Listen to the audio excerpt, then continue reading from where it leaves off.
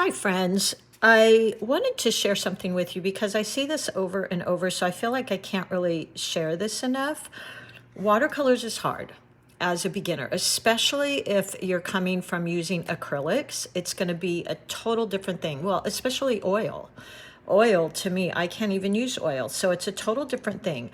I wanted to offer you a few things here that might help you. The biggest thing to learn, and if you can learn just this, you're going to be so far ahead of the game, feel so much more confident, is that water control. And learning water control, if you can practice creating washes, you're going to be so much more confident in creating your paintings.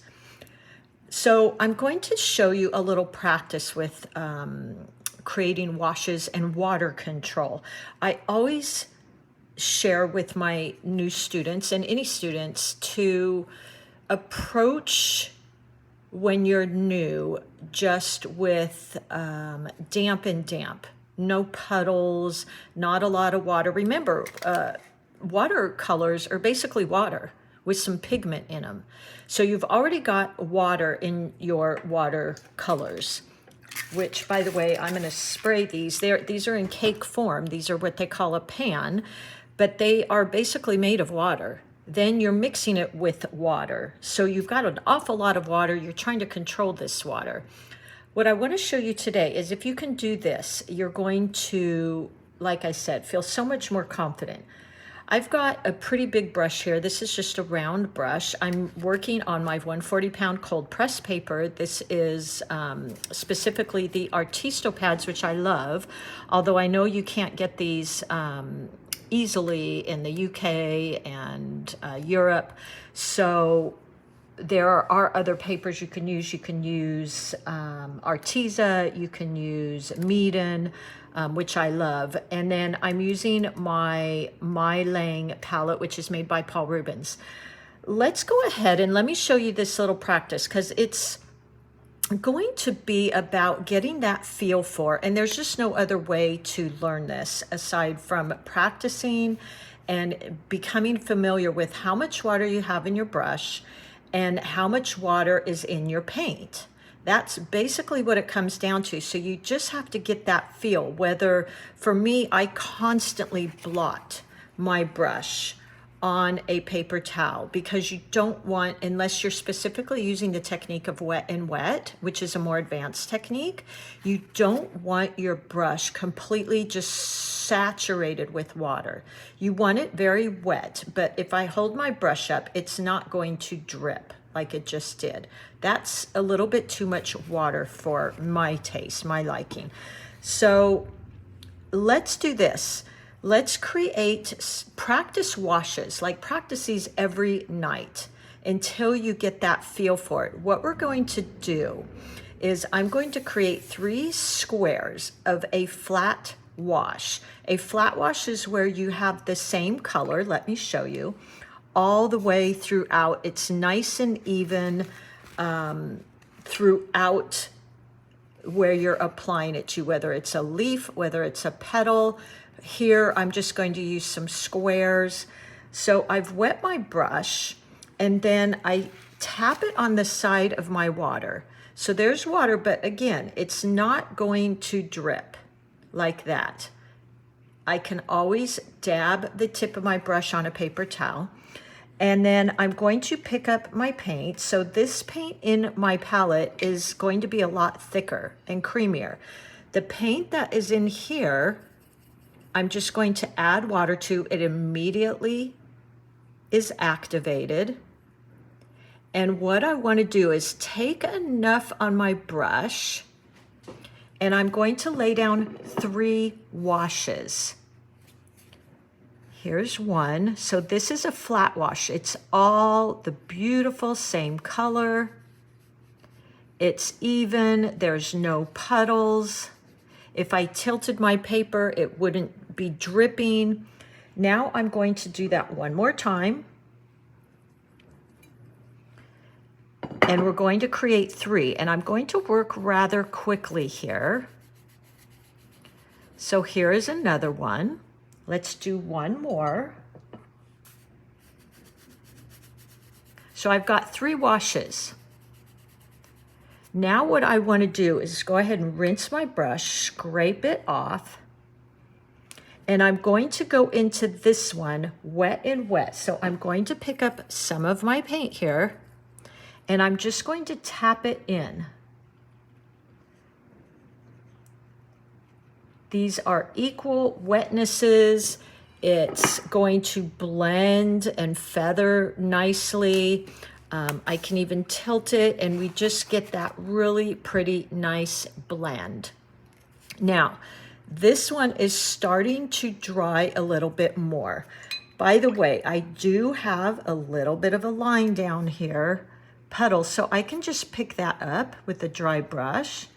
I can pick it up there. And look at that beautiful wet and wet. That is damp and damp.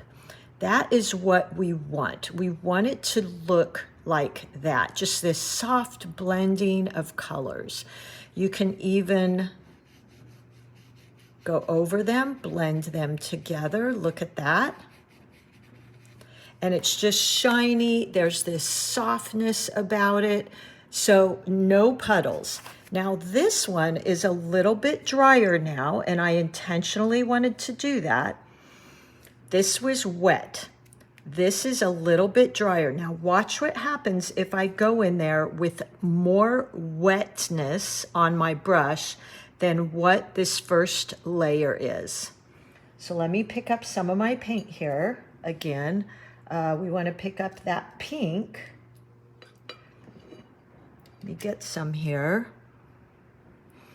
And watch when I go into this now. It's a little bit drier. Number one, the drier the first layer is, or your paper is, notice it's not really moving. What is happening is it's creating what they call a bloom. And what that is the liquid that I went into this with is wetter than what is here. These were equal wetness. This one here is, the first layer is drier than what I went in with. So what it does is that wetness starts moving out, and it's pushing against the drier layer and creates what we call that bloom. It's not blending nicely like this. It's just pushing up against this color. Now this one is completely dry. So the drier that first layer is, or your paper is, the more the watercolor you lay down on top of it, whether dry paper or a dry color, it's not going to move. Here it moved and spread and flowed a lot. Here, the new paint I put on started moving, but it ran into the drier paint, and it tried to push out, created these little blooms and cauliflowers, and stopped. So this one now is completely dry. So let's go in and grab a little bit of that pink paint. And let's go in here now. Now see that? It's not doing anything. It's just staying right where I put it. It's not blending. It's not even pushing out into the first layer. It's just a crisp line. So when your paper is completely dry, it's going to have crisp lines. It's not going to move. Just like if I did that. That is not going to move at all. Exactly where I put the paint is where the paint goes. Alexa, turn off timer. Sorry, guys. I'm cooking something. But again, to show that example again, if my paper was wet and I go in there with wet, I get this beautiful soft look. So wet on dry, crisp lines. Wet on wet or damp and damp is going to be a soft line, not going to blend as much. I can add in some of that blue like this, and it will blend and move. I can pick up some of that puddle with a dry brush. And the fun thing about this too is my paint is only going to go where the water is. It's going to stop at the edge of the water. It's not going to go beyond that. So there you go. I hope that helps. Practice this over and over and get used to, okay, how much time do I have to go into that damp on damp, wet on wet? You don't have a lot of time. That's why when you're painting wet on wet, you want to make sure that you have your paints ready to go. So this is damp on damp or wet on wet. This is probably wetter on less wet. Oops, wet on less wet. And you see you get these blooms. Wet on dry is going to give you crisp lines. It's not going to move. The drier the paper or the paint is, you're not going to get any movement. Here it's trying to, and it's able to push against the damp first layer a little bit, but it's stopped. Here it just blends all together nicely. They're the same wetness. Here's the wet on wet again. And you get that nice blend. All right, well, I hope that helped. I feel like if you could practice these every night and be able to create this type of water control, you are going to be so ahead of the game and feel so much more confident. So practice this with your two favorite colors, blue and yellow. Blue and pink makes this purple, whatever colors you like. And practice, understand how much water you have on here. The one last tip I have is, say I load my brush. My brush right now is just loaded with water. It's ready to drip. And I go in and I pick up this paint. My brush is loaded. I've got puddles and all kinds of stuff. Now I go into that with pink that's just puddled full of water. It also is not going to blend because it just turns into a big pool of water. So it's not really blending together. See it moving all over? It's just sitting in puddles. Oops, I think I have the camera is, my light is reflecting.